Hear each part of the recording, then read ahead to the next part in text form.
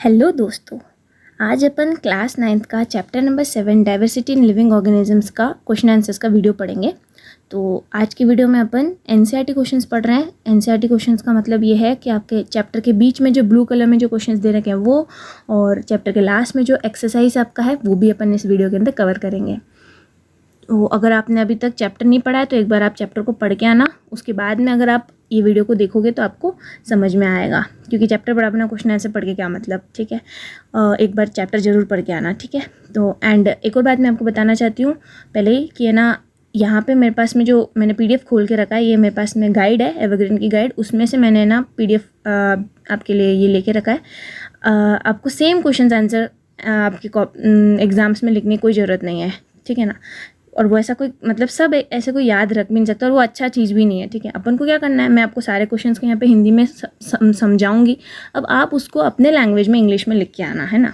और अगर आपको कोई वर्ड समझ नहीं आ रहा हो हिंदी में, उसको हिंदी वर्ड को इंग्लिश में क्या बोलते, तो आप एक बार आंसर को रीड करना है इसके अंदर से, तो आपको समझ में आ जाएगा, ठीक है। तो फर्स्ट अपना क्वेश्चन है, why do we classify organisms. इस चैप्टर के फर्स्ट वीडियो में अपन ने वही पढ़ा था, ठीक है, कि क्लासिफिकेशन क्या होता है और क्यों करते हैं। तो इसके अंदर भी सबसे पहले इन्होंने क्लासिफिकेशन के बारे में थोड़ा सा बताया, 2-3 लाइन, उसके बाद में इन्होंने why do we classify organism का आंसर लिखा है, ठीक है। तो सबसे पहला क्या है, यहाँ पे अपन क्लासिफिकेशन होता है कि ये समझते हैं, ऐसे ऑर्गेनिजम्स, ठीक है, ऐसे ऑर्गेनिजम्स जिनके अंदर कैरेक्टरिस्टिक्स सेम होते हैं, ठीक है, जिनके कैरेक्टरिस्टिक्स सेम होते हैं। जैसे अपन कुछ प्लांट्स को ले लेते हैं, वो सारे प्लांट्स क्या होते हैं, एक जगह के ऊपर ही स्टडी होता है, ठीक है। प्लांट्स कहीं पे भी मूव नहीं करते हैं, सारे प्लांट्स एक जगह पे नॉन मोटाइल होते हैं, ठीक है। एंड उनके पत्तों के अंदर क्या प्रेजेंट है, क्लोरोफिल प्रेजेंट है, एंड उस क्लोरोफिल से ये खुद का खाना बनाते हैं, यानी कि ऑटोट्रॉफिक है, ठीक है। सारे प्लांट्स अपने क्या है, ऑटोट्रॉफिक है। एंड और इनके पास में वैस्कुलर बंडल्स प्रेजेंट होता है, ठीक है। जाइलम एंड फ्लोएम इनके पास में प्रेजेंट होता है, जिससे ये वाटर एंड अदर मटेरियल्स को प्लांट के अंदर ट्रांसपोर्ट कराया जाता है। तो ये सब कैरेक्टरिस्टिक्स एक प्लांट के अंदर ही आपको मिलेंगे, ठीक है। और ये कैरेक्टरिस्टिक्स जिन जिन ऑर्गेनिजम्स के अंदर मिलते हैं उन सबको अपन ने मिला के किसके अंदर रख दिया, प्लांट के अंदर रख दिया। एक ग्रुप बना लिया अपन ने, प्लांट का एक ग्रुप बना लिया, इनके पास में ये कैरेक्टरिस्टिक्स अपन को मिले थे, इसलिए आप अब इसके अंदर एनिमल्स को तो नहीं रख सकते, है ना। एनिमल्स को तो इसके अंदर नहीं रखेंगे, बिकॉज एनिमल्स ऑटोट्रॉफिक नहीं होते हैं और वो नॉन मोटाइल नहीं होते, वो मोटाइल होते हैं, उनके पास में जाइलम फ्लोएम नहीं होता है। तो वही बात है, क्लासिफिकेशन क्या होती है, ऐसे ऑर्गेनिजम्स जिनके अंदर सेम कैरेक्टरिस्टिक्स प्रेजेंट होते हैं उन सबको मिला के एक ग्रुप में रख देना, उसी को बोलते हैं क्लासिफिकेशन। नेक्स्ट है, अपन क्लासिफिकेशन अब करने से अपन ने पा क्या लिया, तो अपन ने ये पाया कि हर एक इंडिविजुअल को अपन आराम से स्टडी कर सकते हैं। अब आप खुद सोचो, अगर अपन ने क्लासिफिकेशन नहीं किया होता ना, तो हर एक ऑर्गेनिजम्स को ना स्टडी करना बहुत ज़्यादा मुश्किल हो जाता है, वो इम्पॉसिबल टाइप है, ठीक है ना। वो नहीं कर सकते अपन ने, कितने सारे टाइप के स्पीशीज़ अपने इस वर्ल्ड के अंदर है ना, और उन सब को अपन एक एक करके स्टडी नहीं कर सकते। तो अगर अपन जब एक ग्रुप बना लेते तो अपन उस ग्रुप की स्टडी करते हैं ना, तो ऑलमोस्ट अपन सारे ऑर्गेनिजम्स के बारे में स्टडी कर चुके होते हैं, है ना। एक एक इंडिविजुअल ऑर्गेनिजम्स के अंदर एक एक डिफरेंट कैरेक्टर होते हैं, लेकिन उनके पास में मेजॉरिटी ऑफ कैरेक्टर्स जो होते हैं वो सब सेम होते हैं। तो अपन एक ग्रुप की स्टडी करते हैं तो अपन उस इंडिविजुअल ऑर्गेनिज्म की भी स्टडी कर लेते हैं, ठीक है ना।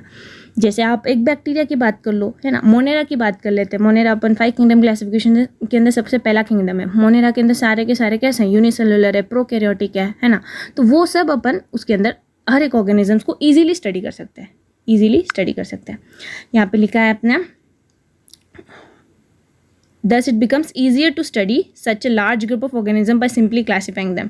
एक बड़े से ग्रुप ऑफ ऑर्गेनिजम्स को अपन ईजिली स्टडी कर सकते हैं, किस वजह से, क्लासिफिकेशन करने से, ठीक है ना। वो यहाँ पे लिखा है। नेक्स्ट क्वेश्चन है, give 3 examples of the range of variation that you see in life forms around you. यानी ये आपसे क्वेश्चन पूछना है कि आपके चारों तरफ आपको जो भी है ना ऑर्गेनिजम्स, लिविंग ऑर्गेनिजम्स आपको दिखते हैं, उसके अंदर आपको वेरिएशंस मतलब डिफरेंस आपको क्या क्या दिखता है, किस किस चीज़ों के अंदर आपको दिखता है। तो यहाँ पे इन्होंने कुछ पॉइंट्स बता रखे हैं। सबसे पहला है वेरिएशन इन साइज़, यानी कि एक कुछ पेड़ है आपको इतने बड़े बड़े आराम से आपके आंखों से दिख जाते हैं, और कोई बैक्टीरिया होते हैं जो अपन आंखों से नहीं देख सकते, नेकेड आई से अपन नहीं देख सकते हैं, ठीक है। एंड अगर अपन है ना वाटर की बात करें तो वहाँ पर भी बहुत बड़ी बड़ी मछलियाँ भी होती हैं और छोटी छोटी सी मछलियाँ भी होती हैं, है ना। तो साइज़ के अंदर वेरिएशन देखने को मिला है अपन को, किसके अंदर, साइज़ के अंदर। सेकंड है variation in life span. Life span मतलब उनकी उम्र, ठीक है ना, वो कितने साल तक लिविंग है। जैसे है पेड़ की अगर अपन बात कर लेते हैं ना, तो कुछ पेड़ होते हैं जो बहुत साल तक रहते हैं, है ना। और अगर अपन कुछ अपने यहाँ पे आसपास जो मॉस्किटोज़ है ना, ये और हाउस फ्लाइज जो होते हैं, मक्खियाँ जो होती है, ये सब कुछ वीक या इतना दिन तक ही रहती है। तो फिर ऐसे अपन को लाइफ स्पैन के अंदर भी वेरिएशन देखने को मिला, डिफरेंस देखने को मिला है। थर्ड पॉइंट है वेरिएशन इन बॉडी कलर्स। आपको डिफरेंट कलर के फ्लावर्स, बटरफ्लाइज और इंसेक्ट्स, ये सब आपको अलग अलग कलर के अपन को दिखता है। तो बॉडी कलर के अंदर डिफरेंस अपन को देखने को मिला है। ये क्वेश्चन वैसे पूछते नहीं है, ठीक है, लेकिन फिर भी वाह, अपने बुक में है तो अपन ने पढ़ लिया, ठीक है। नेक्स्ट क्वेश्चन है अपने,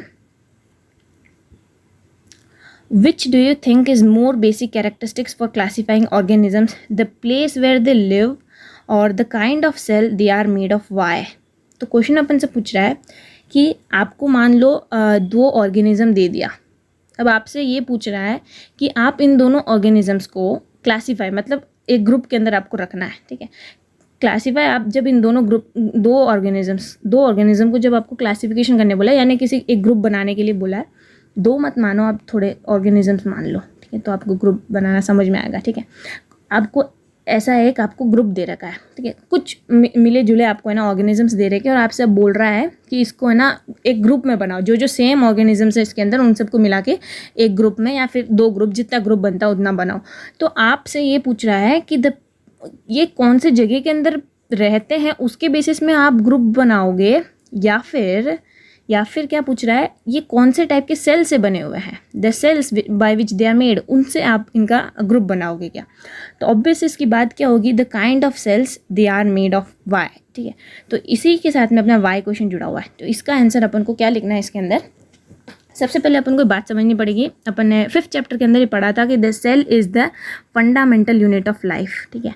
तो ये ऑर्गेनिजम्स का, ये इस ऑर्गेनिज्म का सारे ऑर्गेनिज्म का फंडामेंटल यूनिट ऑफ लाइफ क्या है, सेल ही है। तो फंडामेंटल जो बेसिक अपना कैरेक्टरिस्टिक्स है क्लासिफिकेशन का, वो भी क्या ही होगा, सेल ही होगा, कि वो उनका सेल किससे बना हुआ है, ठीक है, उनका सेल किससे बना हुआ है, वो प्रोकैरियोटिक है या फिर यूकैरियोटिक है। सबसे बेसिक कैरेक्टरिस्टिक ये होता है, बिकॉज प्रोकैरियोटिक के पास में कोई भी मेम्ब्रेन बॉन्ड ऑर्गेनल नहीं प्रेजेंट होता है, इसके पास में न्यूक्लियस भी नहीं प्रेजेंट होता है, न्यूक्लियस मेम्ब्रेन बॉन्ड न्यूक्लियस इसके अंदर प्रेजेंट नहीं होता है, जबकि यूकैरियोट के अंदर मेम्ब्रेन बॉन्ड न्यूक्लियस प्रेजेंट होता है। एंड उसका यहाँ पे रीजन आपको ऊपर दे रखा है यहाँ पे, and eukaryotic cell has membrane bound organelles including nucleus वगैरह वगैरह, ठीक है। एंड एक और बात इन्होंने यहाँ पे लिखा है कि अगर न्यूक्लिएटेड सेल होती है, ये सेल है, इसके अंदर ये न्यूक्लियस है, ठीक है, अगर न्यूक्लिएटेड सेल होती है तो क्या होता है, वो मल्टी सेलुलर ऑर्गेनिजम्स को आगे इवॉल्व होता है, मल्टी सेलुलर ऑर्गेनिजम्स के अंदर आगे इवॉल्व होता है, ठीक है। क्यों ऐसा, बिकॉज अपने प्रोकैरियोटिक और यूकैरियोटिक के अंदर जब अपन ने डिफरेंस पढ़ा था, चैप्टर नंबर 5 के क्वेश्चन आंसर वीडियो में अपन ने पढ़ा था, तो वहाँ पे ये पढ़ा था कि जब प्रोकैरियोटिक होते हैं उनके पास में जो जेनेटिक मटीरियल होता है ना, वो जब सेल डिवाइड होता है तब एक क्रोमोजोम के अंदर कन्वर्ट होता है, जबकि यूकैरियोटिक के अंदर बहुत सारे क्रोमोजोम के अंदर कन्वर्ट होता है, ठीक है। तो आप देख रहे हो कि एक अच्छा मेम्ब्रेन बाउंड न्यूक्लियस कितना एफिशिएंटली काम करता है एज कम्पेयर टू जिसके पास में न्यूक्लियस ही नहीं है ढंग का, ठीक है, वो कैसा काम कर रहा है। तो अपन ने ये पढ़ लिया कि अपन ऑर्गेनिजम्स को किसके बेसिस पे डिवाइड करेंगे, by the kind of cells which they are made of, वो कौन से सेल्स से बने हुए हैं उसके बेसिस पे अपन उनको डिवाइड करेंगे। What is the primary characteristics on which the first division of organism is made, तो वही है सेल क्या कौन सा है उनका, प्रोकैरियोटिक है या फिर यूकैरियोटिक है। ये आपको इसके अंदर आंसर आपको ऐसे लिखना है, नेचर ऑफ द सेल, ठीक है, नेचर ऑफ द सेल के ऊपर वो डिपेंड करता है, नेचर ऑफ द सेल के ऊपर रख के बेसिस अपन डिवाइड करेंगे। यहाँ पे है ना आपको आंसर थोड़ा सा है ना गलत दे रखा है, यहाँ पे इन्होंने बोला यूनिसेलुलर है कि मल्टी सेलुलर है, do the cells occur singly और they group together and do they live as an individual group, ठीक है, ये गलत है, आप ये मत लिख के आना। यहाँ पे इन्होंने यूनिसेलुलर मल्टीसेलुलर, वो सेकंड कैरेक्टरिस्टिक्स होगा, फर्स्ट जो होगा ना वो तो प्रोकैरियोटिक है या फिर यूकैरियोटिक है, ये होगा। सेकंड जो होगा वो यूनिसेलुलर है कि मल्टीसेलुलर है, इसके बेसिस में अपन आगे आगे डिवाइड करते जाएंगे। सबसे पहला जो डिवीजन आता है वो हमेशा प्रोकैरियोटिक है या फिर यूकैरियोटिक है, उसके बेसिस पे होता है। तो आप इसका ध्यान रखना है यहाँ पे सेकंड नंबर क्वेश्चन के ऊपर, ये यहाँ पे आंसर गलत है, यहाँ पे आप प्रोकैरियोट और यूकैरियोट लिख के आना, नेचर ऑफ द सेल के ऊपर डिपेंड करता है। On what basis are plants and animals put into different categories, सबसे सिंपल इसका आंसर क्या है, एक ऑटोट्रॉफ है और एक हिट्रोट्रॉफ है, इसके बेसिस पे रखा है, ठीक है। ऑटोट्रॉफ प्लांट्स होते हैं जो इन्वायरमेंट के अंदर अपने सनलाइट और कार्बन डाइऑक्साइड और वाटर से खुद का खाना ये बना लेते हैं, जबकि हिट्रोट्रॉफ ऐसे नहीं होता है। हिट्रोट्रॉफ को इन्वायरमेंट के अंदर ऐसा चीज़ इन्वायरमेंट से इनको लेना पड़ता है, ठीक है, वो हिट्रोट्रॉफ है, ये खुद का खाना नहीं बना सकते, किसी ना किसी के ऊपर ये डिपेंडेंट है, किसी ना किसी के ऊपर ये डिपेंडेंट है, जैसे वेजिटेबल्स हो गए, या फिर अगर कार्निवोरस एनिमल्स की बात कर लेते तो वो और किसी ऑर्गेनिजम्स के ऊपर डिपेंड रहते हैं। वैसे ये किसी ना किसी के ऊपर डिपेंडेंट, इन्वायरमेंट के अंदर प्रेजेंट डिफरेंट लिविंग ऑर्गेनिजम्स के ऊपर डिपेंड रहते हैं, इसलिए इनको क्या बोलते हैं, हेटेरोट्रॉफिक बोलते हैं। इसी के बेसिस पे एनिमल्स और प्लांट्स का मेजर डिवीजन यही है, अपन आराम से अपन हर कोई बता सकता है ना, प्लांट्स और एनिमल्स के बीच में मेजर डिवीजन यही है कि ये एक ऑटोट्रॉफ है और एक हेटेरोट्रॉफ है। नेक्स्ट क्वेश्चन है आपके पास में, which organisms are called primitive and how are they different from the so called advanced organism. तो ये क्वेश्चन आपको है ना इवोल्यूशन के बेसिस से आपको इसके अंदर है ना लिखना है आंसर, ठीक है। इवोल्यूशन अपन ने पढ़ा तक थ्योरी होती है, ठीक है। वो थ्योरी क्या बोलती है कि भाई टाइम के साथ साथ एक ऑर्गेनिजम्स उसके इन्वायरमेंट के अंदर जो चेंज हो रहा था उसके कारण उस ऑर्गेनिजम्स के अंदर चेंज आया, उस ऑर्गेनिज्म के अंदर चेंज आया, जिससे वो नए ऑर्गेनिजम्स के अंदर कन्वर्ट होता गया, वही इवोल्यूशन होता है। तो उसके अंदर अपने ये उसके बेसिस को उसको ध्यान में रखते हुए आपको ये आंसर समझना है, ठीक है। प्रिमिटिव ऑर्गेनिज्म और एडवांस्ड ऑर्गेनिज्म, ऐसे ऑर्गेनिजम्स जिनके पास में एंशिएंट बॉडी होती है उनको क्या बोलते हैं, प्रिमिटिव ऑर्गेनिजम्स। एंशिएंट बॉडी का ये मतलब हुआ, जैसे आप प्रोकैरियोट और यूकैरियोट की बात करेंगे ना, तो इसके अंदर एंशिएंट कौन सा है, इसके अंदर सबसे पुराना कौन सा है, तो आप क्या बोलोगे, प्रोकैरियोट से, बिकॉज ये ही कैसा है, ये सिंपल फॉर्म है, ठीक है। सिंपल फॉर्म का मेरा ये मतलब है कि इसके पास में कॉम्प्लेक्स है ना गोल्जी अपार्टस नहीं है, ठीक है।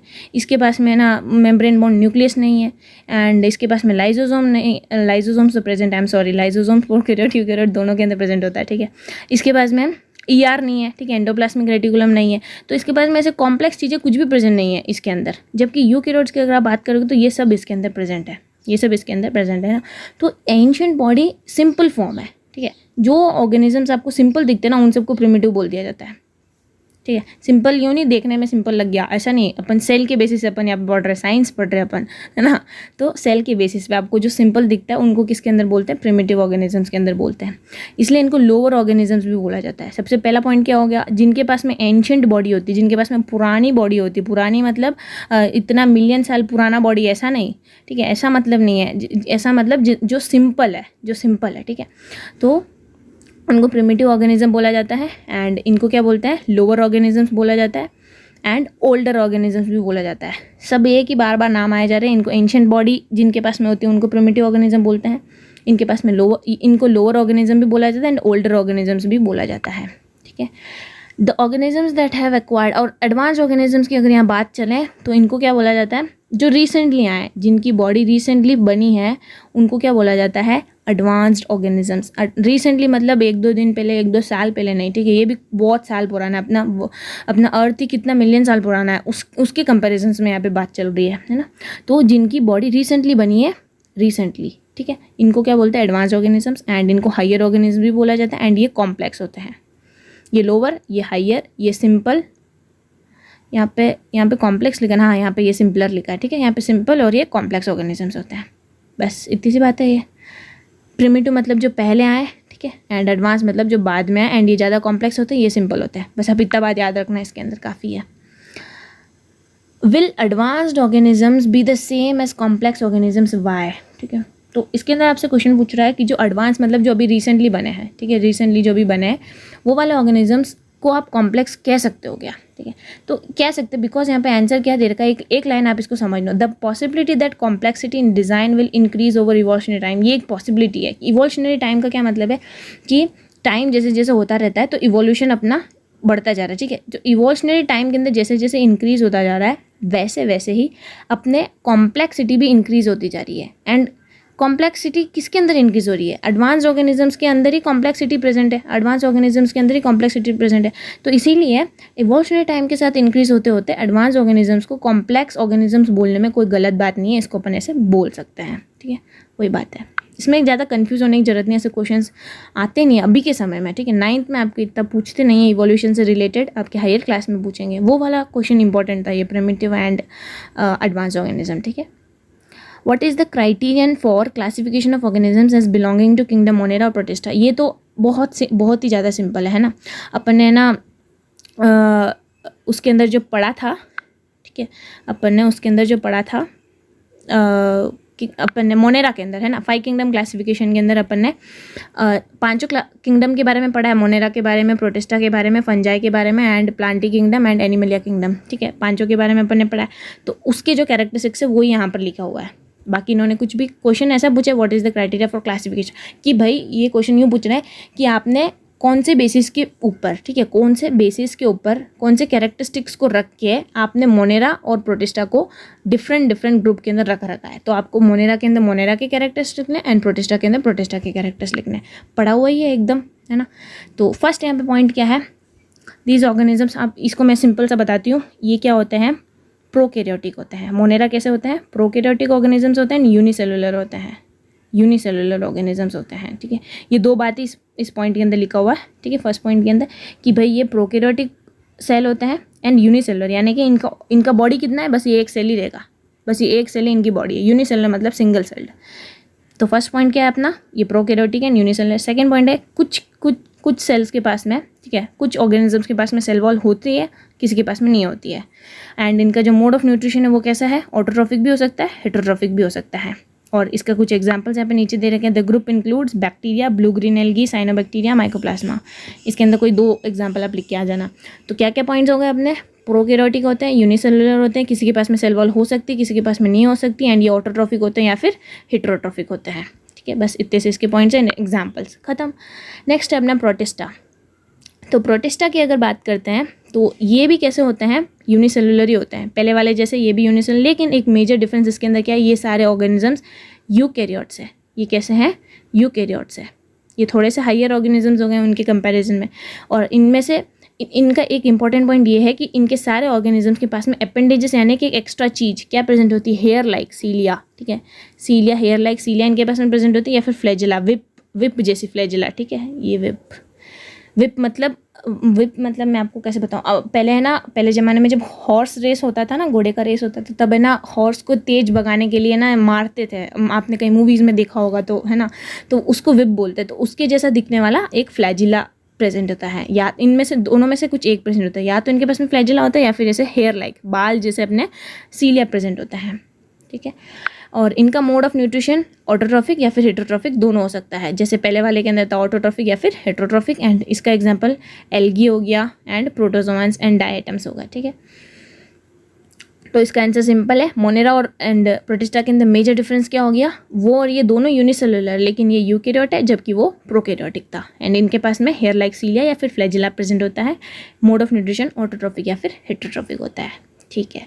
नेक्स्ट क्वेश्चन है, in which kingdom will you place an organism which is single celled, eukaryotic and photosynthetic. तो सबसे पहला तो ये पूछ रहा है सिंगल सेल्ड है। तो अपन ने जो 5 किंगडम पढ़े हैं, Monera, protista, fungi and Plantae and Animalia, ये जो 5 किंगडम अपन ने पढ़े हैं, इसके अंदर से आप बताओ मेरे को कौन कौन से यूनिसेलुलर ऑर्गेनिजम्स थे। फंजाई जो था वो मल्टीसेलुलर था, इसको हटा दो यहाँ से। प्लांटी था वो भी यूनिसेलुलर था, सॉरी मल्टीसेलुलर था, इसको भी हटा देते हैं। एनिमलिया भी मल्टीसेलुलर था, इसको भी हटा देते हैं। अब अपने पास में क्या बचा, मोनेरा बचा एंड प्रोटिस्टा बचा। इन दोनों ही यूनिसेलुलर ऑर्गेनिजम्स ग्रुप, आपने फंजाई जरूर चैप्टर पढ़ा होगा, तो पढ़ा होगा, ये मल्टीसेलुलर ऑर्गेनिजम्स है, ठीक है। मोनेरा और प्रोटिस्टा यूनिसेलुलर। अब यहाँ पे सेकेंड पॉइंट है कि ये यूकैरियोट है। अभी मैंने आपको बताया मोनेरा प्रोटिस्टा दोनों यूनिसेलुलर, लेकिन प्रोटिस्टा जो है इसके सेल्स यूकैरियोटिक है जबकि इसके सेल्स प्रोकैरियोट है। तो ये कौन से किंगडम का है, किंगडम प्रोटिस्टा। अपन को आगे जाने की जरूरत ही नहीं है, फोटोसिंथेटिक। ये किसके अंदर आ गया, kingdom protista. And kingdom protista के अंदर फोटोसिंथेटिक वाले लोग भी होंगे एंड हेटेरोट्रॉफिक वाले लोग भी होंगे। यहाँ पे लिखा है the mode of nutrition can be autotrophic या हेटेरोट्रॉफिक, ठीक है। नेक्स्ट है the hierarchy of classification which grouping will have the smallest number of organisms with the maximum of characteristics in common and which will have the largest number of organisms। Question को एक और बार आप अच्छे से समझो तो बहुत आंसर सिंपल है। ये क्लासिफिकेशन का जो हायरार्की यानी कि किंगडम, जो मैंने आपको याद करने बोला था, किंगडम फाइलम वर्ड एनिमल्स के लिए या फिर डिवीजन वर्ड प्लांट्स के लिए, किंगडम, फाइलम, क्लास, ठीक है, ऑर्डर, फैमिली, जीनस, स्पीशीज। मैं तो सिर्फ डैश डैश ही लिख दिया, ठीक है। Kingdom, phylum, division, class, order, family, genus, species, ये जो मैंने याद रखने के लिए आपको बार बार मैंने पिछले वीडियोस में बताया है ना। तो इसके अंदर इसको हायरार्की बोलते हैं, ठीक है। क्लासिफिकेशन का ये जो आपने हायरार्की बना रखा है, इसके अंदर सबसे कम number of organisms with a maximum of characteristics in common कौन से इसके अंदर प्रेजेंट होगा and which will have the largest number of organisms. ठीक है, तो इसके अंदर आपको एक बात समझाना चाहते हो, एग्जांपल के साथ चलते अपन, एक प्लांट किंगडम ले लेते हैं अपन। ठीक है, प्लांट किंगडम के अंदर वाटर बॉडी के अंदर प्रेजेंट रहने वाले हैं जिनका ना स्टेम दिखेगा, ना रूट दिखेगा, ठीक है, ना लीफ दिखेगा, सॉरी, ऐसे ऑर्गेनिज्म जो पूरे वाटर बॉडी के अंदर कवर करके बैठे रहते हैं, वो भी किसके अंदर आते हैं, प्लांट्स के अंदर ही आते हैं। वो भी किसके अंदर आते हैं, प्लांट्स के अंदर ही आते हैं। एंड ऐसे ऑर्गेनिजम्स जो टेरेस्ट्रियल ऑर्गेनिज्म जो लैंड के अंदर प्रेजेंट होते हैं, ऐसे प्लांट के ऑर्गेनिज्म जो लैंड के अंदर प्रेजेंट है। अब इसके अंदर भी दो टाइप के हो गए, एक हो गया जो फ्रूट बनाता है, जो एंजियोस्पर्म से जो फ्रूट बनाता है, एक हो गया जो फ्रूट नहीं बनाता, वो सिर्फ और सिर्फ सीड बनाता है, नेकेड सीड बनाता है, या फिर जो फ्रूट नहीं बनाता है। अब इसके अंदर दो हो गए। अब आपने सबसे पहले प्लांट किंगडम को उठा लिया। ठीक है, प्लांट किंगडम के अंदर ये भी प्रेजेंट है एंड ये भी प्रेजेंट है, ये दोनों ही प्लांट किंगडम के अंदर प्रेजेंट है। जब आपने इसके अंदर डिवीजन किया, एक मैंने आप यहाँ पर ले लिया, 3 डिवीजन किया। ठीक है, वैसे तो प्लांट किंगडम के अंदर 5 है, मैं यहाँ पे 3 बता रही हूँ आपको। आपने एक बोल दिया कि जो पानी के ऊपर प्रेजेंट है, जो एक्वेटिक प्लांट्स, उसको आपने एक ग्रुप बना लिया, उसको आपने क्या किया, एक ग्रुप बना लिया। एंड दूसरा आपने एक और ग्रुप बनाया जो सीड देने वाला है, उनको एक ग्रुप बना लिया। तीसरा आपने एक और ग्रुप बनाया जो फ्रूट देने वाला है, सीड के साथ में जो फ्रूट देता है उसको आपने एक ग्रुप के अंदर रख दिया। अब आप सोचो, इस ग्रुप के अंदर सिर्फ ये वाले ही प्रेजेंट होंगे, ये वाटर वाला भी इंक्लूड नहीं होगा और ना ये वाला इंक्लूड होगा। तो इसके कंपैरिजन में प्लांट किंगडम के अंदर, प्लांट किंगडम के अंदर, ठीक है, प्लांट किंगडम के अंदर ये तीनों आ रहा है। ठीक है, प्लांट किंगडम के अंदर क्या आ रहा है, प्लांट किंगडम के अंदर ये भी आ रहा है, ये भी आ रहा है, ये भी आ रहा है। जबकि अगर आप इस एक को लेते हैं जो सीड अकेले अपन को दे रहा है, अगर इसकी बात करेंगे तो इसके अंदर इसके कंपैरिजन में कम ऑर्गेनिजम्स होंगे। अगर इसकी बात करोगे तो भी कम होंगे, इसकी बात करोगे तो भी कम रहेंगे इसके कंपैरिजन में, जिसके अंदर ये तीनों ही आ गए, है ना। तो सबसे ज़्यादा अब आप यहाँ पे आइडिया लगा सकते हो, सबसे ऊपर वाला जो होगा, हायरार्की जो अपन ने पढ़ी, किंगडम, डिवीजन, प्लांट की यहाँ पे बात चल रही इसलिए, ठीक है ना, class, family, order, genus, of species. तो इसके अंदर सबसे ज़्यादा ऑर्गेनिज्म किसके अंदर होंगे, किंगडम के अंदर होंगे, एंड सबसे कम किसके अंदर होंगे, स्पीशीज़ के अंदर होंगे। नीचे नीचे आते आते डिक्रीज होता रहता है इन कैरेक्टरिस्टिक्स इन स्पीशीज़ के अंदर। ठीक है, स्पीशीज़ ग्रुप के अंदर जो एनिमल्स प्रेजेंट होंगे उनके कैरेक्टरिस्टिक्स बहुत ज़्यादा सिमिलर होते हैं, बहुत ज़्यादा सिमिलर होते हैं। ठीक है,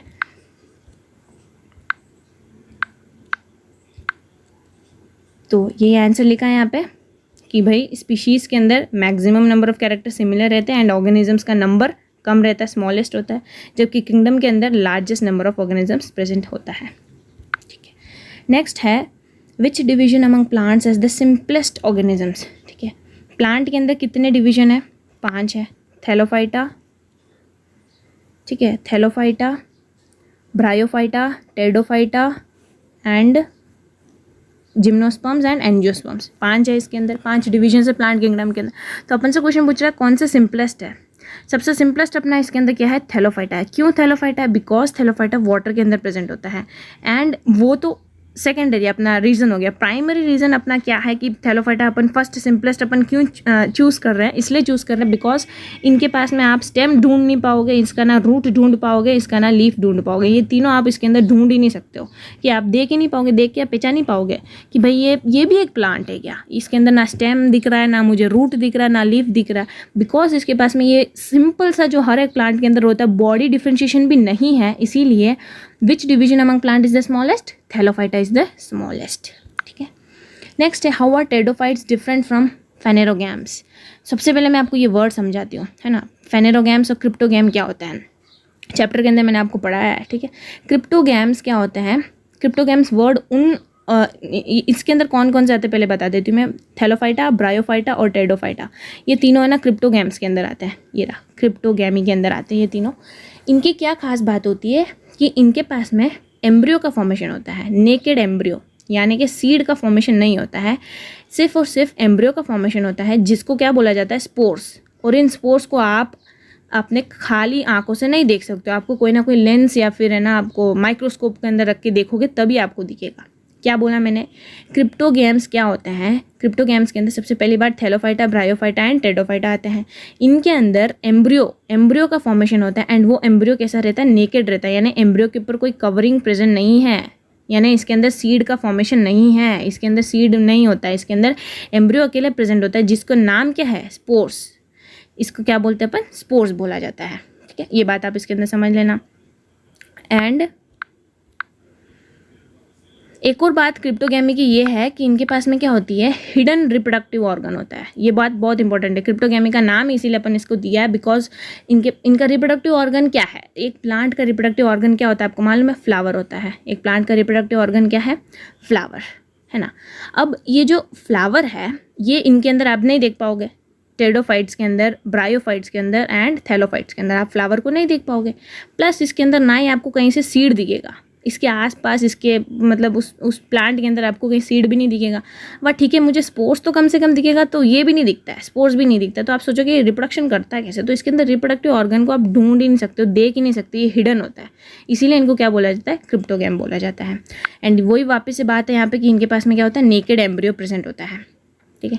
एंड इस ग्रुप की अगर अपन बात करते हैं, फेनेरोगैम्स के अंदर क्या क्या आते हैं, एंजियोस्पर्म्स आते हैं एंड जिम्नोस्पर्म्स आते हैं। सिर्फ ये दोनों फेनेरोगैम्स के अंदर आते हैं बिकॉज इनके पास में सीड्स आपको देखने को मिलेंगे। सीड्स का मतलब क्या है, एम्ब्रियो के साथ में स्टोर्ड फूड प्रेजेंट होता है। एम्ब्रियो के साथ में क्या होता है, स्टोर्ड फूड प्रेजेंट होता है in the form of cotyledon. इन दोनों को मिला के ही अपन क्या बोलते हैं, कॉटिलेडन, ठीक है। राइटिंग नहीं आ रही थोड़ी, लेकिन आप समझ लेना, ठीक है। एम्ब्रियो के साथ में स्टोर्ड फूड प्रेजेंट होता है in the form of cotyledon and इस पूरे को क्या बोला जाता है, सीड बोला जाता है। और एम्ब्रियो और सीड के अंदर आप कंफ्यूज मत होना। जब एक मेल गैमीट फीमेल गैमीट के साथ में फ्यूज करता है तब किसका फॉर्मेशन होता है, जाइगोट का फॉर्मेशन होता है। एंड ये जाइगोट जब थोड़ा ग्रो कर जाता है तब एम्ब्रियो का फॉर्मेशन होता है। अब इस एम्ब्रियो के साथ में अगर इस एम्ब्रियो को ग्रो करने के लिए इसके साथ में अगर खाना प्रेजेंट हो, स्टोर्ड फूड प्रेजेंट हो इन द फॉर्म ऑफ कॉटिलेडन, तो इन दोनों को मिला के क्या बोलते हैं, सीड बोलते हैं। लेकिन सिर्फ एम्ब्रियो को एम्ब्रियो ही बोलते हैं, ठीक है। तो इनके पास में क्या होता है, they consist of embryo along with stored food in the form of cotyledon, आप ये भी लिख सकते हो। इसीलिए इनके पास में क्या प्रेजेंट है, सीड्स प्रेजेंट है।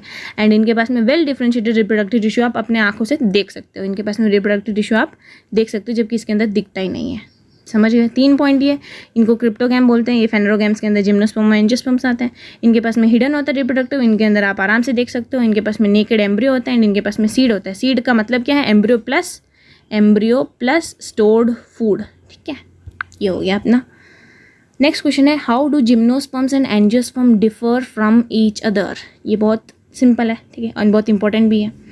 इनके पास में सबसे जिम्नोस्पर्म का नाम लेते हैं, आपको सबसे पहला वर्ड लिख के आना है कि भाई इनके पास में नेकेड सीड्स होते हैं, दे beer naked seeds. And angiosperms की बात करते हैं तो इनके पास में कवर्ड सीड्स लिखना पहले, फिर उसके बाद में लिखना कवर्ड सीड्स का ये मतलब है कि इसके पास में फ्रूट होते हैं, इसके पास में कोई फ्रूट नहीं आता है, ठीक है। तो एंजियोस्पर्म्स कितना अच्छा है ना, अपन इतने मीठे मीठे फल खा पाते हैं, है ना, ठीक है। तो ना कहाँ थी मैं, हाँ, इनके पास में कवर्ड सीड्स होता है एंड इसके पास में नेकेड सीड्स होता है, यानी इसके ऊपर कोई फ्रूट नहीं होता है। आपने ना अगर 8th में ना अगर आपने पढ़ा होगा फ्लावर के बारे में, तो उसके अंदर ओवरी होता है, फीमेल रिप्रोडक्टिव ऑर्गन जो प्लांट के अंदर होता है ना उसको ओवरी बोलते हैं। वो जो ओवरी होता है ना वही फ्रूट के अंदर कन्वर्ट होता है ना। एंड जिम्नोस्पर्म्स के अंदर ओवरी प्रेजेंट नहीं होता है, इसलिए इसके अंदर कोई फ्रूट का फॉर्मेशन नहीं होता है, इसके अंदर सिर्फ और सिर्फ सीड का फॉर्मेशन होता है। Plant embryos and seed contain many cotyledons. ये आपके बुक के अंदर तो नहीं दे रखा है, लेकिन यहाँ पे एक्स्ट्रा दे रखा है। आप समझ सकते हो कि है ना, जिम्नोस्पर्म के अंदर ज़्यादा कॉटिलेडन होते हैं, जबकि इसके अंदर 1 या फिर 2 होते हैं। अगर 2 होते तो उसको बोलते हैं डाइकॉट, अगर 1 होते तो उसको बोलते हैं मोनोकॉट्स, है ना। एंड इसकी अगर अपन बात करते हैं तो इनके प्लांट्स कैसे होते हैं, पेरेनियल होते हैं, एवरग्रीन मतलब हमेशा रहने वाले, एंड एवरग्रीन का मतलब हमेशा हरे रहने वाले, ठीक है। एंड वुडी, यानी कि जिम्नोस्पर्म्स को ना मोस्टली फर्नीचर में यूज़ किया जाता है, बिकॉज इनका जो वुड जो होता है ना, वो वुडी मतलब क्या है, आप है ना हर किसी भी पेड़ का आप लकड़ी को लेके फर्नीचर में यूज़ नहीं कर सकते, एकदम स्ट्रांग होना चाहिए, है ना, उसी को अपन यूज़ कर सकते हैं। तो ये कैसे होते हैं, वुडी होते हैं, इनको अपन फर्नीचर में यूज़ कर सकते हैं। एंड एक और बात यहाँ पे है, ये हट ही गया, ये कैसा है, पेरेनियल होता है। पेरेनियल का क्या मतलब हुआ, पेरेनियल का ये मतलब हुआ कि ये साल पूरा आपके साथ रहेंगे। आपने अभी देखे होंगे, अभी बारिश के सीज़न में क्या होता है, कुकुम्बर आता है ना, ककड़ी आती है ना। कुकुम्बर जो होता है वो सिर्फ और सिर्फ बारिश के सीज़न में आता है, रेनी सीज़न के अंदर अकेले आएगा। फिर आपको ठंडी सीज़न में आपको ककड़ी खानी तो नहीं मिलता है अपन को, तो वो कैसा है, वो पेरेनियल नहीं है, ये साल पूरा रहता है, इसीलिए इसको क्या बोलते हैं, पेरेनियल है। एंड ये भी कैसे हैं, ये पेरेनियल है एंड वुडी भी हो सकते हैं, फिर नॉन वुडी भी हो सकते हैं। जबकि जिम्नोस्पर्म के अंदर सारे के सारे जो है ना वो वुडी है, इसके अंदर वुडी या नॉन वुडी दोनों हो सकते हैं। एंड मे बी एनुअल या फिर बाइनियल। एनुअल का मतलब ये है कि जो पूरा साल पूरा है ना ग्रो करता है, उसको अपन एनुअल बोलते हैं। एंड बाइनियल का क्या मतलब हुआ, जो 2 सीज़न के अंदर ग्रो करता है, ठीक है, उसको अपन बाइनियल बोलते हैं। यानी कि वो एक सीज़न के अंदर अपने हाइट में इंक्रीज होता है एंड दूसरे सीज़न के अंदर रिप्रोडक्शन करता है। रिप्रोडक्शन का मतलब तभी वो फ्लावर एंड फ्रूट्स और ये सब लगते हैं, ठीक है, उसको अपन क्या बोलते हैं, बाइनियल बोलते हैं। नेक्स्ट है अपने पास में how do poriferan animals differ from coelenterate animals, कि भाई पॉरीफेरा के एनिमल्स एंड सिलेंट्रेटा के एनिमल्स एक दूसरे से कैसे डिफरेंस है। तो आपको जब आपने एनिमल किंगडम पढ़ा होगा तब उसके अंदर आपने पढ़ा होगा कि है ना, पॉरीफेरन्स जो होते हैं इनका नाम से आपको पता पड़ गया कि इनके पूरे ऑल ओवर द बॉडी इनके पास में क्या प्रेजेंट होती है, पोर्स प्रेजेंट होती है। एंड इस साइड में आप क्या लिख सकते हो, आप ऐसा कॉपी मत करो, मैं जो बता रही हूँ आप ऐसे भी लिख के आ सकते हो ना। इनके पूरे बॉडी के अंदर पोर्स प्रेजेंट होते हैं ऑल ओवर द बॉडी, इनके पूरे बॉडी के अंदर पोर्स प्रेजेंट नहीं होते हैं। डिफरेंस मतलब ऐसे लिखना है ना, अपन को सिमिलरिटी थोड़ी लिखनी है, या फिर इसके कैरेक्टर से यहाँ लिख दो और यहाँ पे इसके लिख दो, ऐसा नहीं लिख के आना है, ठीक है। कंपैरिजन करके डिफरेंस करके अपन को लिखना है, कंपैरिजन नहीं, अपन को डिफरेंस लिखना है एक दूसरे के अंदर। इसके बॉडी के चारों तरफ पोर्स प्रेजेंट होते हैं, इसके अंदर ऐसा नहीं होता है, ठीक है। और इनके अंदर यहाँ पर आप इसको पढ़ के कन्फ्यूज मत हो, आप यूँ लिख के आना, इनके अंदर सेल्यूलर लेवल ऑफ ऑर्गेनाइजेशन होता है, सेल्यूलर लेवल ऑफ ऑर्गेनाइजेशन होता है, जबकि इसके अंदर tissue level of organisation present होता है। इसके अंदर क्या होता है, टिश्यू लेवल ऑफ ऑर्गेनाइजेशन होता है। सेल्यूलर लेवल ऑफ ऑर्गेनाइजेशन का ये मतलब है कि इसके अंदर खूब सारे सेल्स तो हैं, लेकिन सेल्स मिलके टिश्यू नहीं बनाते हैं, वही बात है। एकदम है ना, ये जिद्दी लोग हैं, मैं अकेले मेरा काम करेगा, मैं खुद मेरा डाइजेशन करेगा, मैं खुद रेस्पिरेशन करेगा, मैं ही सब करूँगी यूँ करके, ये ऐसे सेल्स है, ये लोग हैं, ठीक है। लेकिन सब मिलके एक ऑर्गेनिजम्स है, लेकिन कोई मिलके इनके अंदर यूनिटी नहीं है, आप यूँ याद रखो। पॉरीफेरन के पास में क्या नहीं है, यूनिटी बिल्कुल भी नहीं है, ये मिलके टिश्यू नहीं बनाते हैं, जबकि सिलेंट्रेटा वाले टिश्यू बनाते हैं। तो इनका कैसे लिख के आओ कि टिश्यू लेवल ऑर्गेनाइजेशन होता है इनके अंदर, टिश्यू लेवल ऑर्गेनाइजेशन होता है। एंड इनके पास में अगर देखें तो ये मोटाइल नॉन मोटाइल होते हैं, यानी कि एक सॉलिड सपोर्ट जैसे रॉक हो गया उसके ऊपर हमेशा अटैच प्रेजेंट होते हैं। इनके अंदर दो टाइप के होते हैं, एक लोग होते हैं जो कॉलोनीज के अंदर प्रेजेंट होता है, ठीक है, ग्रुप बना के बैठे रहते हैं, एंड एक होते हैं जो अकेले ज़िंदगी जीना चाहते हैं, सॉलिटरी लोग। कौन हो गया, हाइड्रा इसका एग्जाम्पल हो गया, एंड कॉलोनी वाले का एग्जाम्पल कॉरल्स हो गया, है ना। एंड इसकी अगर बात करते तो इनके पास में कैनाल सिस्टम होता है, जब मैंने आपको पढ़ाया था स्पॉन्जेस, है ना, इनको कॉमनली स्पॉन्जेस बोलते हैं ना पॉरीफेरा वाले को। इनके अंदर मैंने आपको बताया था कि एक कॉमन ओपनिंग होती है, ठीक है, उसके अंदर से यहाँ से इसके पोर्स के अंदर से बहुत सारे वाटर्स अंदर एंटर करते हैं, एंड बीच में ना खाली जगह होती है, कैनाल जैसा होता है, वहाँ से फिर वापस से पानी बाहर चला जाता है, यहाँ से अंदर एंटर करता है एंड यहाँ से बाहर चला जाता है, ये मैंने आपको पहले बताया था, है ना। तो फिर इनके पास में क्या होता है, एक सेंट्रल कैनाल सिस्टम प्रेजेंट होता है। और अगर उसी को कंपेयर करके सिलेंट्रेटा की बात करते तो इनके पास में एक बॉडी कैविटी होती है जिसको सिलेंट्रॉन बोलते हैं। इनके पास में कैनाल सिस्टम होती है, वाटर कैनाल सिस्टम होती है, ठीक है, वाटर कैनाल सिस्टम होती है। इनके पास में जो कैविटी होती है उसको क्या बोलते हैं, सिलेंट्रॉन बोलते हैं। वो सिलेंट्रेटा का बहुत एक कैरेक्टरिस्टिक्स फीचर है, तो सिलेंट्रेटा से आप सिलेंट्रॉन भी याद कर सकते हो, कोई बड़ी बात नहीं है ना। नेक्स्ट क्वेश्चन है how do annelids animals differ from arthropods, ठीक है। एनालिडा और ऑर्थ्रोपोडा का एक मेजर डिफरेंशिएशन, एनालिडा का नाम आते ही आपको लिख के आना है कि इनकी बॉडी पूरी सेगमेंटेड होती है, सर से लेके पूंछ तक, ऊपर से लेके नीचे तक इनकी बॉडी कैसे होती है, सेगमेंटेड होती है। जबकि ऑर्थ्रोपोड का मेन कैरेक्टरिस्टिक्स क्या है, इनके पास में जॉइंटेड लेग्स प्रेजेंट होते हैं।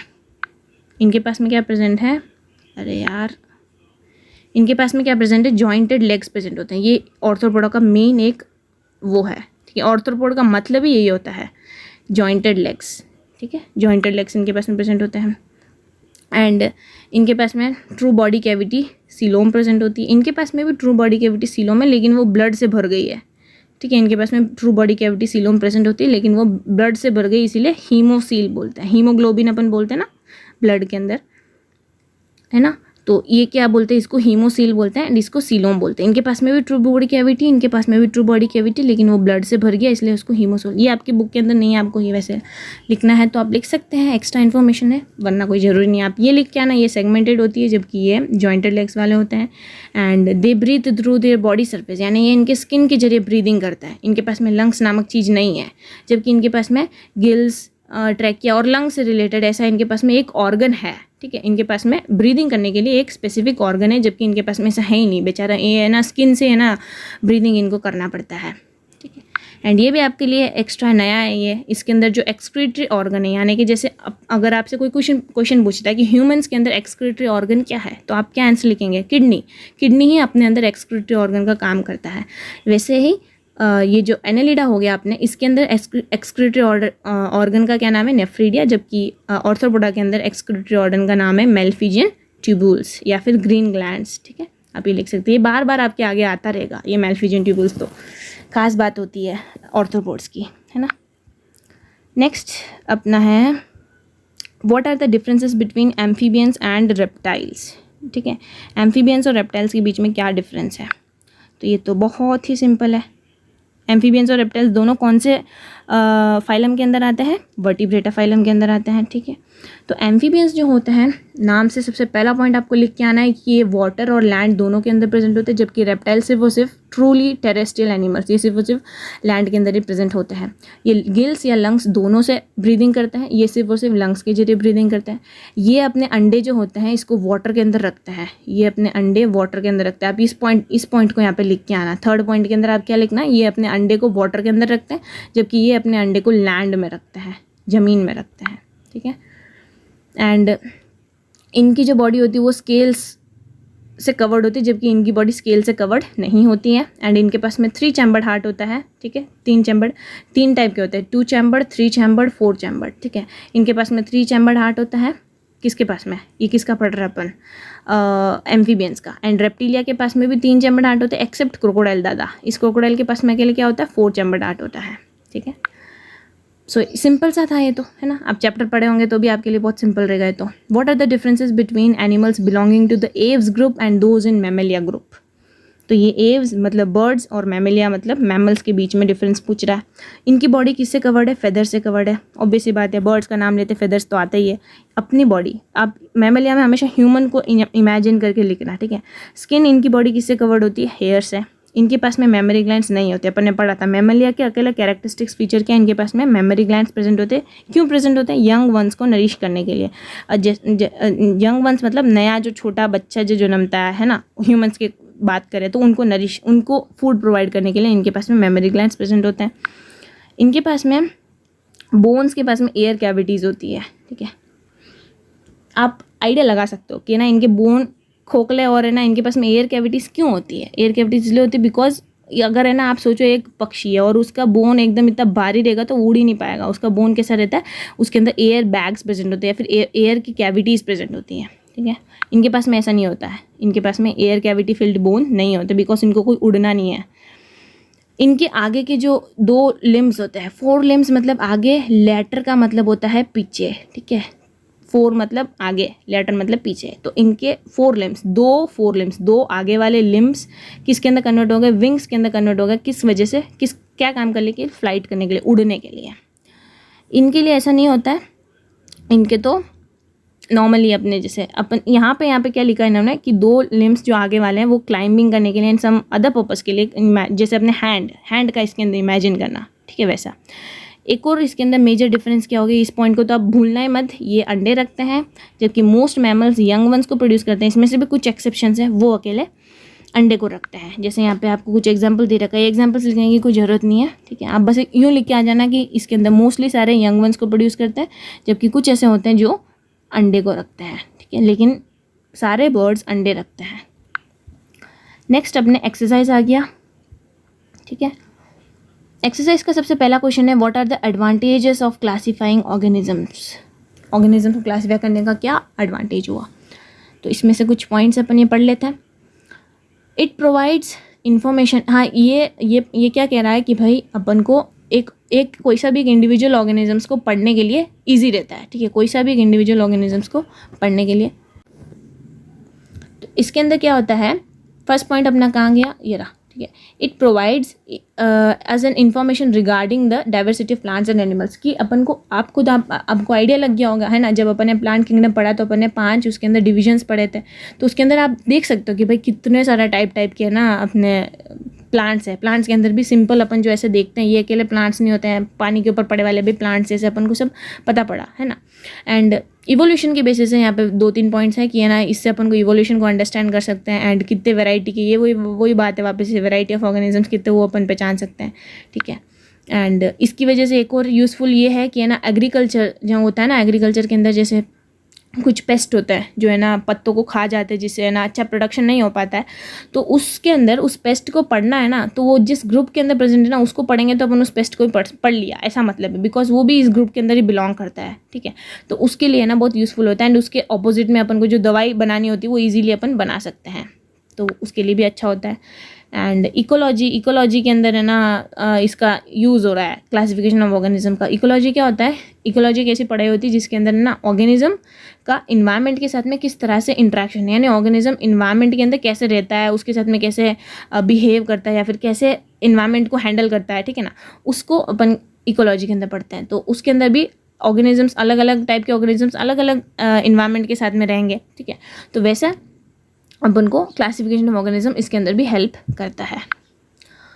नेक्स्ट क्वेश्चन है, how would you choose between two characteristics to be used for developing a hierarchy in classification, ठीक है।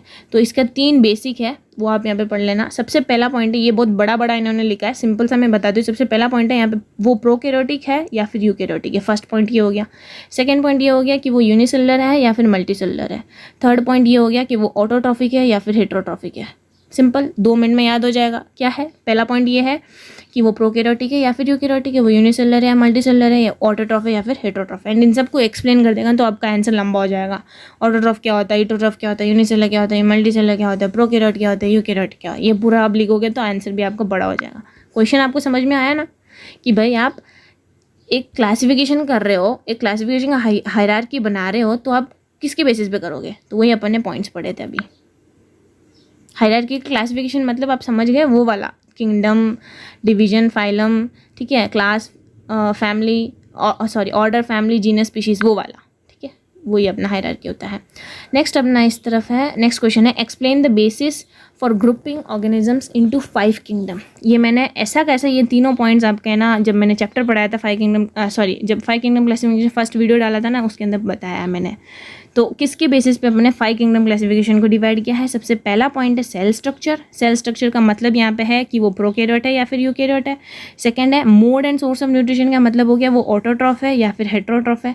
थर्ड बॉडी ऑर्गेनाइजेशन का मतलब हो गया कि वो कैसा है, सेल्यूलर लेवल है, ठीक है, या फिर मल्टी सेलुलर है, वो कैसा है, इसके बेसिस पे अपने डिवाइड किया। तो अभी जो पढ़ा उसी की जैसे ही है, सेल स्ट्रक्चर प्रोकैरियोट है, यूकैरियोट है।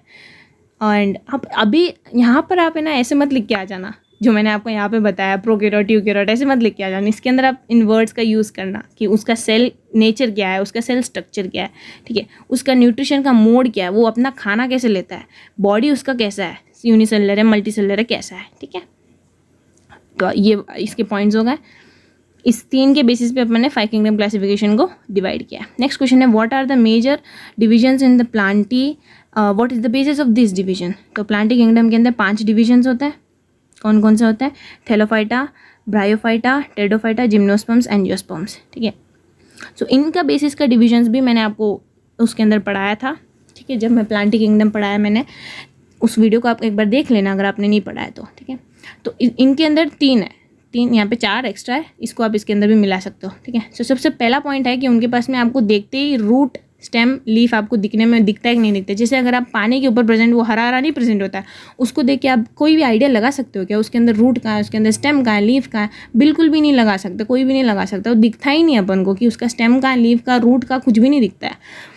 और है ना, उसके अंदर पहली बात तो रूट होते ही नहीं है कि पूरा पानी के ऊपर प्रेजेंट है, तो रूट क्या है काम का, उनका रूट चाहिए ही नहीं। तो सबसे पहला पॉइंट है उनके पास में वेल डिफरेंशिएटेड बॉडी है कि नहीं। वेल डिफरेंशिएटेड बॉडी का मतलब ये हुआ कि उनके पास में रूट, स्टेम, लीफ है कि नहीं।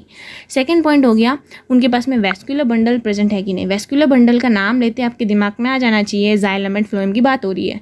जाइलम क्या करता है, वाटर एंड न्यूट्रिएंट्स को from the root up different part of the plant तक लेके जाता है, जबकि फ्लोएम लीव से लेके different part of the plant के अंदर लेके जाता है, ठीक है। तो इसके अंदर वैस्कुलर बंडल्स प्रेजेंट है कि नहीं, सेकंड पॉइंट हो गया। तीसरा पॉइंट ये हो गया कि भाई उनको सीड्स प्रोड्यूस करना आता है क्या। अगर सीड्स प्रोड्यूस करते हैं तो वो कैसे है, नेकेड है या फिर क्लोज्ड है। नेकेड का बात है तो किसकी बात चल रही है, जिम्नोस्पर्म्स की, एंड क्लोज्ड की चल रही है तो एंजियोस्पर्म्स की, ठीक है। तो वो पॉइंट हो गया। 3 पॉइंट बहुत सिंपल है। पहला पॉइंट कि उनके पास में वेल डिफरेंशिएटेड बॉडी है कि नहीं, ठीक है, वेदर, ठीक है। सेकंड पॉइंट है उनके पास में वैस्कुलर बंडल्स या फिर वैस्कुलर टिश्यू प्रेजेंट है कि नहीं। थर्ड पॉइंट ये हो गया कि they have the ability to bear seeds और नॉट, ठीक है। आपसे अगर यहाँ पे क्वेश्चन पूछे, इसी क्वेश्चन को मैं आपको एक और इसके अंदर मैं क्वेश्चन पूछती हूँ कि ये जो 5 मैंने आपको डिविजन्स दे रखे, इसके अंदर से कौन कौन से डिविजन्स सीड्स को प्रोड्यूस करते हैं, तो आप क्या आंसर लिख के आएंगे।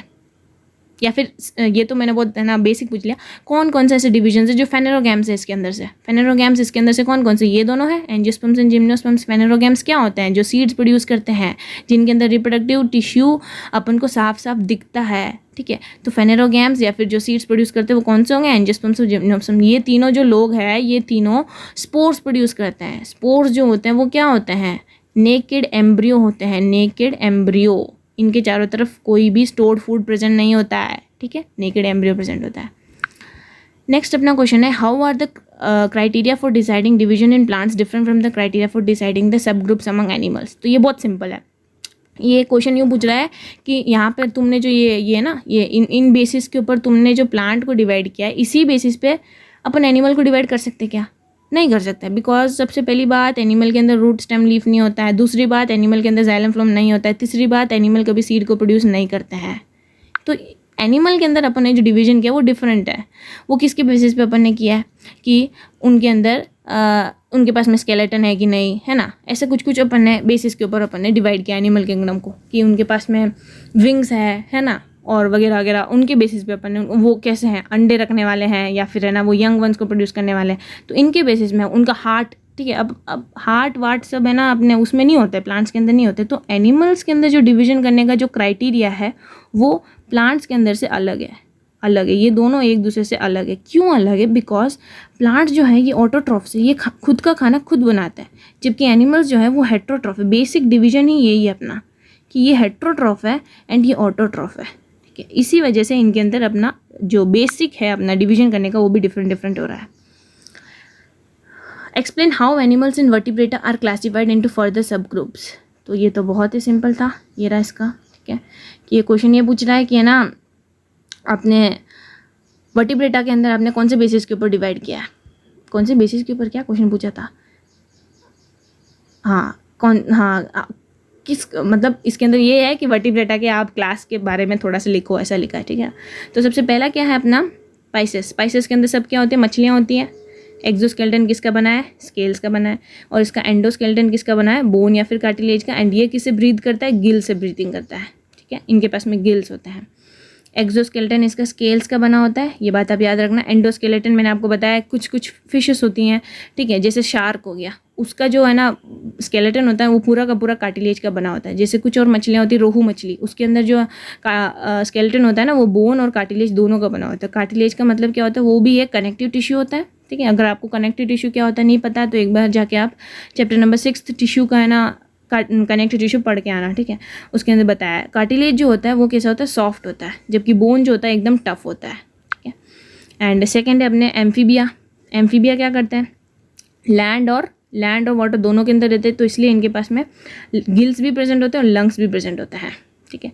एंड इनका जो स्किन होता है स्लिम स्किन, मतलब इनकी स्किन सॉफ्ट होती है, ठीक है। इसके ऊपर कोई स्केल्स आपको देखने को नहीं मिलेगा। नेक्स्ट है रेप्टिलिया। रेप्टिलिया का एक्सोस्केलेटन। एक्सोस्केलेटन मतलब बाहर से जो उसका प्रोटेक्शन है, ठीक है। वो स्केलेटन मतलब समझते हैं ना आप, ठीक है, उसमें बाहर, एक्सो मतलब बाहर एंड एंडो मतलब अंदर, ठीक है। Exoskeleton of scales. एंड ये जो होते हैं रेप्टिलिया जो होते हैं अपने अंडे को कहाँ रखते हैं, आउटसाइड वाटर मतलब लैंड में रखते हैं, ठीक है, ये लैंड। जबकि अगर आप एम्फीबिया की बात करेंगे तो ये कहाँ पर अपने अंडे को रखते हैं, वाटर H2O के अंदर रखते हैं, ठीक है। एंड नेक्स्ट अपने पास में है एव्स, ठीक है। एव्स मतलब ये सारे बर्ड्स होते हैं, तो इनके अंदर आप लिख सकते हैं एक्सोस्केलेटन इनका फेदर्स का बना होता है। एंड ये एग्स को कहाँ रखते हैं, ये भी ज़मीन के ऊपर रखते हैं, ठीक है, लैंड के ऊपर रखते हैं। एंड इनके पास में 2 विंग्स प्रेजेंट होती हैं, यानी आप ऐसे लिख सकते हो कि इनके 2 फोर लिम्स जो होते हैं वो मॉडिफाई हो जाते हैं विंग्स के अंदर। क्यों हो जाते हैं, बिकॉज फ्लाइट के लिए, ठीक है, वो आप लिख सकते हैं। नेक्स्ट अपने लास्ट है मैमेलिया। इसके अंदर एक्सोस्केलेटन किसका है, हेयर का बना है। एंड एक्सटर्नल ईयर्स का मतलब अभी तक अपने जो भी पढ़ा ना, इनके अंदर आपको बाहर से ना ईयर आपको देखने को नहीं मिलेगा, लेकिन मैमेलिया वाले के अंदर आपको देखने को मिलता है। एंड इधर जो मोस्टली होते हैं ये कैसे रखते हैं, they give birth to young ones, ठीक है, यंग वंस को बर्थ देते हैं, अंडे नहीं रखते हैं ये मोस्टली, ठीक है। कुछ इसके अंदर एक्सेप्शन है जो अंडे रखते हैं, ठीक है। तो इसके साथ अपना ये क्वेश्चन आंसर का वीडियो ख़त्म हो गया। मुझे लगता है लंबा बना है, पर फिर भी आपको मैंने होप जितना मैंने आपको समझाना था मैंने आपको सब समझाया इसके अंदर। एंड इसके बाद में मैं इस वीडियो के नीचे डिस्क्रिप्शन के अंदर मैंने एवरग्रीन गाइड जो है उसी के अंदर बहुत सारे ना शॉर्ट आंसर्स, ठीक है, 1 वर्ड टाइप आंसर्स, ठीक है, 1 वर्ड टाइप आंसर्स एंड थोड़े 2 मार्क्स वाले 3 मार्क्स वाले लॉन्ग आंसर्स, ऐसे मैंने आपको ना पूरा PDF बना के मैंने नीचे लिंक रखा डिस्क्रिप्शन के अंदर, वो भी जाके आप एक बार ज़रूर देखना। बिकॉज जब तक आप क्वेश्चन आंसर नहीं देखते हो तब तक आपको पता नहीं पड़ता है कि भाई मैंने कितना चैप्टर को समझा है, ठीक है। जब तक आप क्वेश्चन आंसर सॉल्व नहीं करोगे तो क्वेश्चन आंसर्स को ज़रूर करना। एंड अगर इसके अंदर आपको कुछ भी आंसर समझ नहीं आया तो कमेंट करके बताना, मैं रिप्लाई कर दूँगी। Thank you for watching.